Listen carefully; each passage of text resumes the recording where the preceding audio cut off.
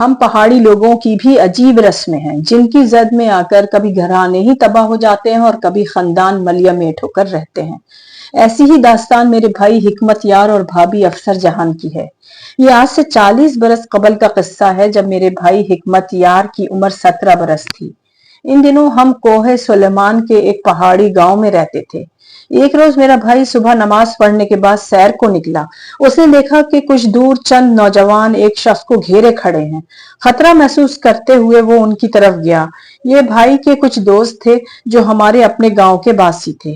وہ جس نوجوان کو گھیر کر جھگڑے میں الجھا رہے تھے وہ کسی گاؤں کا باشندہ تھا۔ شاید اس کے یا اس کے کسی بھائی بندے کے ساتھ ان کی دشمنی تھی۔ وہ آج ان کے ہاتھ آ گیا تو انہوں نے گھیر لیا۔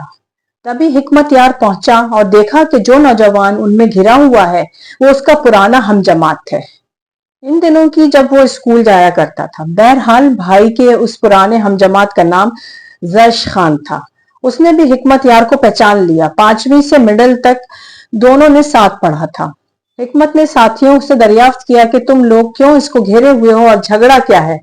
انہوں نے کہا کہ اس نے اور اس کے بڑے بھائی نے ہم سے 4 بھیڑ لی تھی اور 6 ماہ بعد ان کی قیمت جو طے شدہ تھی دینے کا وعدہ کیا تھا، لیکن سال گزر گیا، رقم نہ دی۔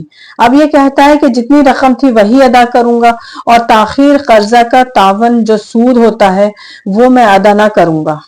یاد رہے کہ 6 ماہ کی مدت گزر جانے کے بعد سے تاخیر تعاون اس پر ادا کرنا رواج کے بطور واجب ہو جاتا ہے۔ زرش 4 بھیڑوں کی اصل خرید کی رقم لایا تھا اور واجب تاوان ادا کرنے سے انکاری تھی۔ یہی جھگڑا تھا۔ اگر یہ تاوان نہ دیں گے تو ان پر وار کرنا ہمارا حق بنتا ہے کیونکہ یہ وعدہ خلافی ہے۔ حکمت یار نے اپنے دوستوں کو سمجھایا کہ تم لوگ اس معاملے کو جرگہ کے ذریعے حل کر سکتے ہو، تو پھر اس اکیلے اور نہتے لڑکے کو گھیر کر ان پر وار کرنا کہاں کی عقل مندی ہے؟ تم میری بات مانو اور جاؤ اس کو چھوڑ دو، اصل زر اس سے لے لو اور جو تمہارے حساب سے تاوان بنتا ہے وہ میں تم کو ادا کر دیتا ہوں، کیونکہ زرش خان میرا بچپن کا دوست ہے اور میں اپنے دوست کو اس طرح مصیبت میں نہیں چھوڑ سکتا۔ چونکہ وہ ہمارے رشتہ دار بھی تھے، بات مان گئے۔ انہوں نے زرش کو چھوڑ دیا اور اصل زر لے کر چلے گئے۔ ان کے جانے کے بعد زرش خان بھائی کا بہت مشکور ہوا کیونکہ وہ بغیر بندوق کے تھا اور ہمارے گاؤں کے نوجوان کے پاس بندوقیں تھیں۔ یہ تعداد میں 4 تھے جن میں 3 سگے بھائی اور ایک ان کا چچا زاد تھا۔ اگر جھگڑا بڑھ جاتا تو یقیناً ان میں سے کسی جذباتی نوجوان کی بندوق چل جاتی اور پھر یہ دشمنی کا سلسلہ بہت آگے تک چلا جاتا۔ بہرحال اس روز زرش کو بھائی گھر لے آیا اور کھانا وغیرہ کھلایا اور پھر خود موٹر سائیکل میں شہر تک چھوڑ کر آ گیا۔ حکمت اور زرش نے اکٹھے اسکول کی تعلیم مکمل کر لی۔ ان کو پڑھنے کا شوق تھا۔ بھائی نے مجھے بھی شوق دلوایا کہ تم بھی شہر کے اسکول میں داخلے لے لو۔ میں نے والد سے ذکر کیا۔ اس وقت وہ منڈی میں میوہ جات فروخت کا کاروبار شروع کر چکے تھے۔ خاص مقامات میں پہاڑوں پر آگے چلغوزے خود جنگلات سے حاصل کیے جاتے تھے جن کا توڑنا بہت دشوار تھا، تبھی یہ مہنگے بکتے تھے۔ میرے والد نے جب ان جنگلات سے ٹھیکیداری کا کام شروع کیا تو ہمارا کاروبار ترقی کرتا گیا۔ یہ عمدہ چلغوزہ کئی علاقوں میں مثلاً چین اور بیرون ملک برآمد ہوتا تھا کیونکہ ان کی کوالٹی کی مثال نہیں ملتی تھی۔ چلغوزے کے درخت خود روح ہوتے تھے، لہٰذا ان کی بدولت ہماری غریبی دور ہوتی گئی اور بھیڑوں کے گلے انحصار کرنے والے ہمارے خاندان کے لوگ شہر کی میوہ منڈی کا رخ کرنے لگے۔ والد نے بھی کاروبار کی ترقی کے خاطر شہر میں گھر خرید لیا۔ اس طرح جب ہم گاؤں سے نقل مکانی کر کے شہر میں آگے آئے تو میں نے اسکول اور حکمت یار نے بوائز کالج سے داخلہ لے لیا۔ اس طرح ہم لوگوں نے تعلیم حاصل کری۔ یہ بات بہت اچنبھے کی ہے کہ تعلیم بھی ہمارے پہاڑی رسم و رواجوں پر آج تک اثر انداز نہیں ہو سکی اور اپنے صدیوں پرانی ریت و رواج کی پابندی یہاں ہر حال عزیز رکھی جاتی ہے، بلکہ بعض دفعہ تو ان کی پاسداری نہ کرنے والوں کو سنگین خمیازہ بھی بھگتنا پڑتا ہے۔ شہر میں جو گھر والد صاحب نے لیا وہ زرش کے گھر کے قریب تھا، لہٰذا ہمارے والدین کا ان کے والدین سے میل جول رہنے لگا۔ اس طرح حکمت یار بھائی اور زرش کی دوستی میں مزید پکی ہو گئی۔ دونوں ہی تقریباً روز بیٹھک میں ملتے، اکٹھے شہر جاتے۔ زرش نے FA کے بعد پڑھائی چھوڑ دی اور اپنے والد کے ساتھ دکانداری میں شامل ہو گیا، جبکہ میرے بھائی نے BA مکمل کیا اور پھر وہ والد ساتھ ڈرائی فروٹ کے فروخت میں ہاتھ بٹانے لگا۔ जश को दुकानदारी में मजा न आया तो उसने टीचर की असामी के लिए दरख्वास्त दी। उसकी मुराद बराई उसे एक पहाड़ी गांव के स्कूल में टीचर की तैनाती मिल गई। वो अब रोजाना घर नहीं आ सकता था, हफ्ते में एक बार घर आता। उसकी बहन का नाम अफसर जहां था। वो स्कूल में 9वीं जमात की तालिबा थी। चूंकि हमारे पास फ्रूट के कारोबार की वजह से अपनी सवारियां थी, लिहाजा एक वैगन मेरे भाई की तहवील में रहती थी, जिस पर वो पहाड़ से शहर की मंडी में माल पहुंचाता था। जब जर्श खान ड्यूटी पर सरंजाम देने इलाके चला गया तो उसकी बहन अफसर जहां को स्कूल पहुंचाने वाला कोई ना रहा, क्योंकि जर्श अपनी मोटरसाइकिल पर ही जाता था। जर्श की अम्मी मेरे भाई से बहुत प्यार करती थी। वो जर्श से मिलने उनके घर जाता तो हिकमत यार को अंदर बैठाती, आखिर मदारत करती, क्योंकि ये भाई ही था जिसने एक बार तवान अदा करके जर्श की झगड़े से जान छुड़ाई थी और उसकी जान बचाई थी। यह एहसान उसकी अम्मी के लिए बहुत बड़ा था, तभी वो हिकमत यार को अपने बेटे जैसा जानती थी, इस पर एतबार करती थी। एक रोज उन्होंने हिकमत यार से कहा, आज अफसर जहां का सालाना पर्चा है और उसको शहर के इम्तिहानी सेंटर लाना और ले जाना है। जश तो है नहीं, मेरे शौहर भी दुकान का सामान लेने मुल्तान गए हैं। तुम मेरी लड़की को सेंटर पहुंचाकर इम्तिहान दिला दो। ठीक है खाला जी, मैं ले जाऊंगा, मेरे भाई ने कहा, और अफसर जहां को सेंटर ले गया, जो घर से तकरीबन आधा घंटे की मसाफत पर था। जब वो अफसर जहां को सेंटर से घर वापस ला रहा था, रास्ते में जश खान का एक दोस्त मिल गया जिसका नाम रियाज था।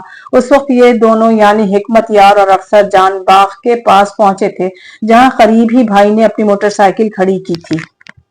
जब रियाज ने दोनों को बाग की दीवार के पास देखा तो वो समझा कि ये बाग के अंदर घूमने गए थे। रियाज भी उसी स्कूल में मुलाजमत करता था जहां जर्श टीचर था। उसने वहां जाकर उसके कान भरे कि हिकमत यार और अफसर जान को मैंने शहर की चमकनी बाग में घूमते देखा। तुम्हारी बहन का हिकमत के साथ वहां जाने का क्या मकसद? मालूम करो क्या मामला है। दोस्त बनकर कहीं तुमसे दुश्मनी तो नहीं कर रहा? जश ये सुनकर गुस्से में घर पहुंचा और आते ही वो मेरे भाई के गले पड़ गया। उसको बुरा भला कहने लगा, बोला कि तुम बेगैरत हो, मैंने तुमको दोस्त समझा और तुमने हमारे ही घर की इज्जत पर नजर रखी। वो तो अपनी जगह सच्चा था, क्योंकि शरीफ इंसान बागैरत होता है, लेकिन उसको असल बात का इल्म न था कि सच्चाई क्या है और कितना झूठ है। इसलिए मेरे भाई से कहा कि तुम आइंदा हमारे घर मत आना। सबसे कठिन बात यह थी कि उस वक्त उसका गुस्सा देखकर भाई अपनी सफाई में एक लफ्ज भी ना कह सका। ताहम उसको यकीन था कि जब दोस्त की वालदा उसको सब कुछ बता देंगी तो उसका गुस्सा जाता रहेगा और वो मुतमईन हो जाएगा। 1 माह तक तो ये दोनों एक दूसरे से नहीं मिले और ना एक दूसरे के घर गए। 1 माह बाद जश की वालदा हिकमत यार को बाजार में मिल गई और बोली, अरे बेटा तुम कहाँ गायब हो, ना घर आए। उसने बाजार में उनसे कोई बात कहनी मुनासिब ना समझी। भाई के पास वैगन थी, कहा खाला चलिए आपको घर छोड़ दूं। वो उनके साथ वैगन में बैठी और घर आ गए। खाला इसरार करके हिकमत यार भाई को घर के अंदर लाई और उनके लिए मशरूब लेने चली गई।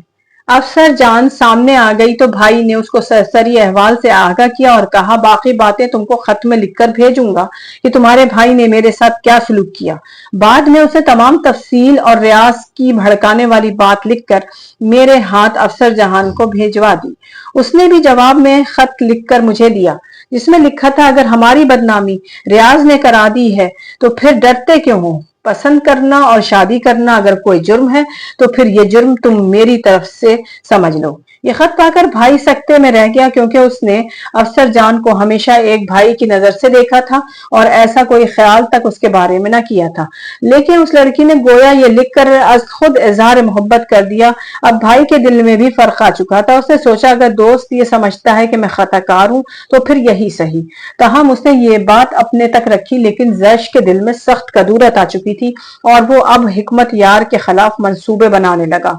खुदा की मर्जी कि अज खुद मेरे वालिदैन के दिल में ये ख्याल आया, क्यों ना हम हिकमत यार के लिए अफसर जहां का रिश्ता उसके माँ बाप से मांग लें। चूंकि हमारे वालिदैन में इज्जत और एहतराम प्यार मोहब्बत था, लिहाजा उनका ख्याल था कि वो लोग भी बेटी का रिश्ता देने से इनकार ना करेंगे।